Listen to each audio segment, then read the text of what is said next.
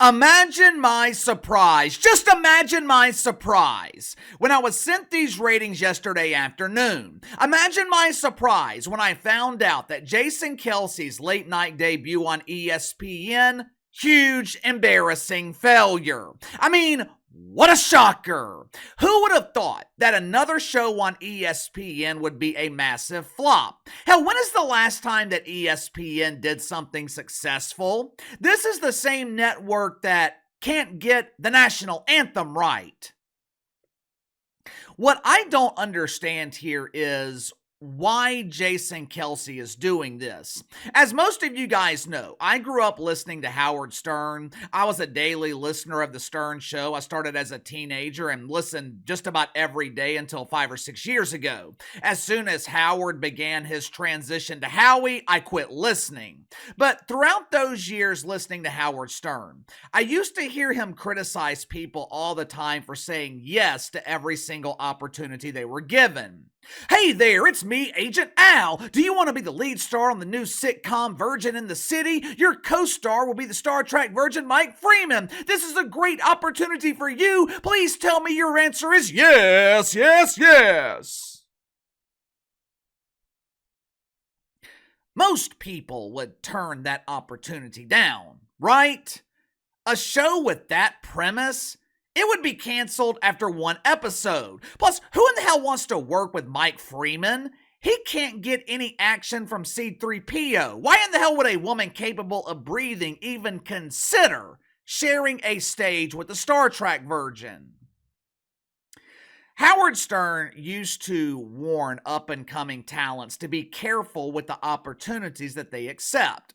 You got to be careful because a significant failure, it can derail your career. Hell, just ask Bomani Jones, the originator of the term huge embarrassing failure. That dude was so synonymous with failure, he could be in possession of the winning lottery ticket and still find a way to lose. Bomani Jones was given multiple opportunities. Seemed like ESPN was going to allow Bobo to fail indefinitely. But even his failure had an expiration date. Anyone seen Bomani Jones lately? What about Samantha Bee? You guys remember Sammy B? She used to host that late night dump on TBS, Full Frontal of the Bruce Caboose. Show was a failure and no one has seen Sammy B since. Jamel Hill, Smelly Jamelli. Don Lemon epically failed at CNN. What about Travis Noah? You guys remember Travis, the dude that turned The Daily Show into The Daily Show a failure? He claimed that he was leaving Comedy Central to focus on touring. You know how many dates Travis has booked for 2025? 1. Every year, he will make a surprise appearance as the host of the Grammys because they can't find anyone else willing to polish that turd. But other than that, Trevor Noah, he is barely seen on television. It is a cutthroat business. You're not always given second chances, which is why I find it so confusing. Why an up-and-coming media star like Jason Kelce would agree to host a late-night dump at ESPN. If you haven't already, make sure to like and subscribe. You can follow me on Twitter at KC_BTL84. Let's get to the sponsor for today's video, my friends at Sugar Mountain Trading. Do you struggle with back problems? Do you deal with minor aches and pains throughout your day and you really don't want to go to the doctor because all the doctor's going to do is find something else wrong with you? Or even worse, prescribe addictive medication that you don't want to take? Me personally, I hate going to the doctor. So does my wife, who actually deals with back pain, which is why she started using CBD lotions and oils from Sugar Mountain Trading. No, it ain't THC. Not going to make you fail a drug test. These CBD lotions and oils, they are designed for rapid pain relief. My wife deals with nagging back pain from time to time. We've tried over-the-counter stuff. We've tried the chiropractor. Nothing ever seemed to work. Within 5 minutes of me applying CBD lotion from Sugar Mountain Trading, my wife's pain, it was gone. I'm telling you, it's damn near magical. My wife, she keeps a bottle with her in her purse at all times.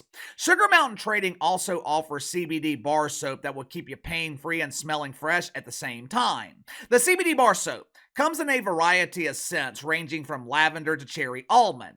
All CBD products offered at Sugar Mountain Trading 100% natural, 100% free of THC. So click the link in the description below. Use my promo code BTL20. Save 20% off your first purchase with Sugar Mountain Trading. Before we go any further, let me just say this. I don't blame this failure on Jason Kelce.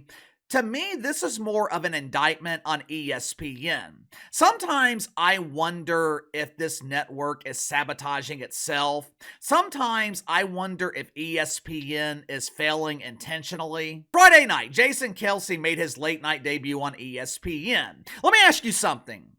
How many of you knew about this? I didn't know, and I do this every day. While watching the Sugar Bowl last week, I don't remember seeing one commercial promoting Jason Kelce's show.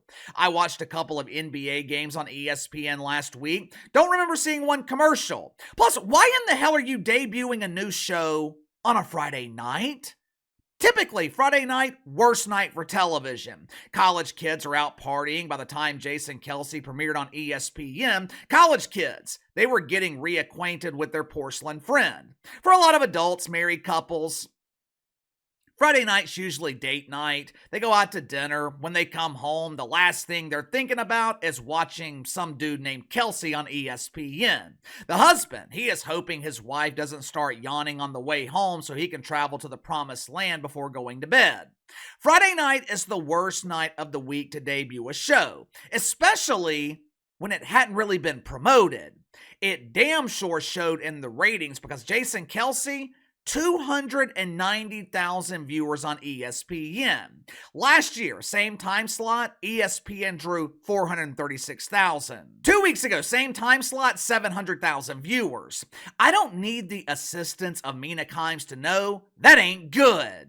According to John Ourand, who I believe used to work at the New York Post, ESPN's not overly concerned about these ratings. From ESPN's perspective, this is just a trial run. They've only ordered 5 episodes of the series, and if it doesn't work out, ESPN will just move on.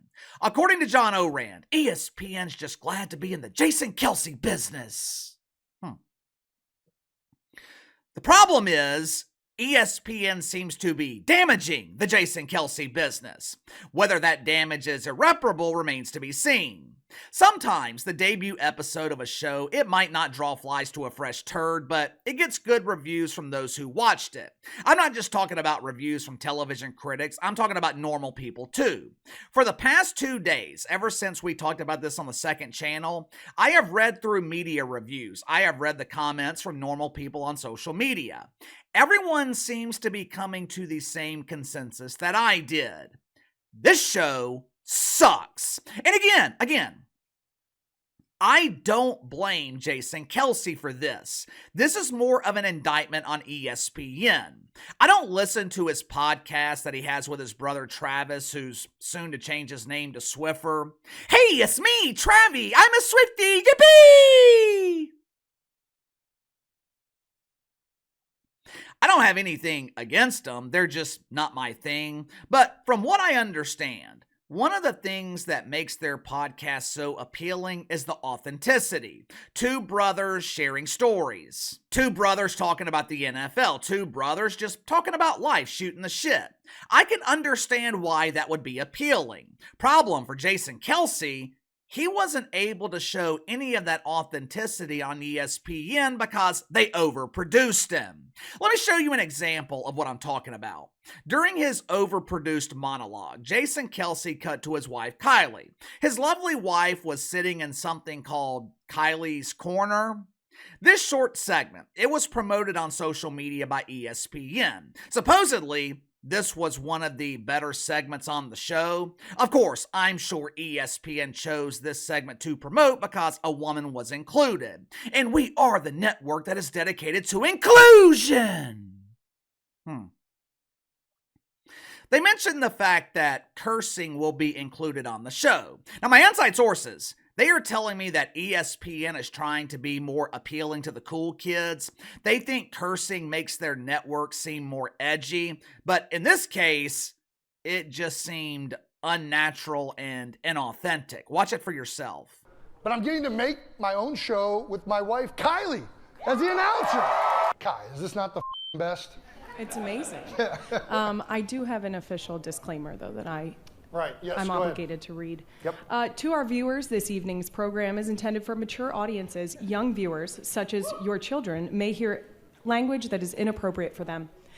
Not our kids. They hear shit like this all the time, right, Jay? Absolutely, yeah, no. Swearing is not an issue at our house. So you may hear the occasional F-bomb or something like this. I love you, Kai. I love you too, Jay. Shit, damn ass fuck!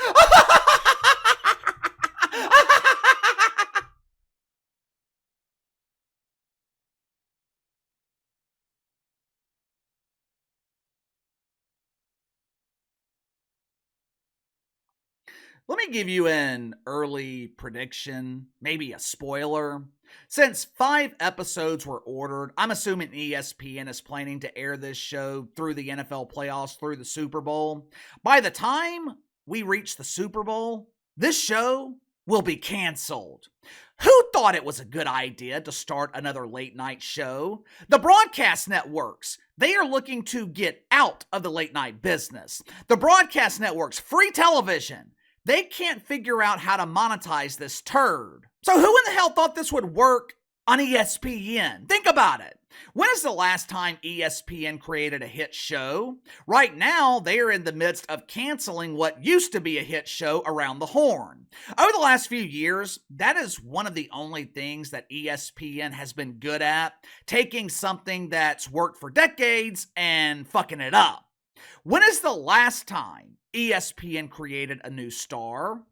Well, Casey, what about Mina Kimes? She's a huge star! Go look at her numbers on YouTube.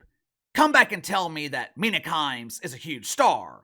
If Mina Kimes is a star, how come she's never been given her own show at ESPN? Isn't that what they used to do with stars? Give them their own show? Hell, Bomani Jones wasn't even a light, much less a star. ESPN gave him multiple shows, so how come they haven't done the same thing with Mina Kimes? Look, I wish Jason Kelce nothing but the best. I hope everything works out for him. But when I saw his show over the weekend, the first thing that came to my mind was the advice from Howard Stern all those years ago. Don't say yes to everything. Be careful about the opportunities that you take. If this show fails, do I think it's going to negatively affect Jason Kelce's media career? Probably not, but in a cutthroat business like television, you never know. Give me your thoughts on this. Jason Kelce's late night debut, massive flop, both critically and in the ratings. Anyone surprised by this? Do you think this show will be canceled after the Super Bowl? Let me know. Sound off in the comments below. Best way to contact me is through email, btlkc84@gmail.com. I'll see you guys tomorrow.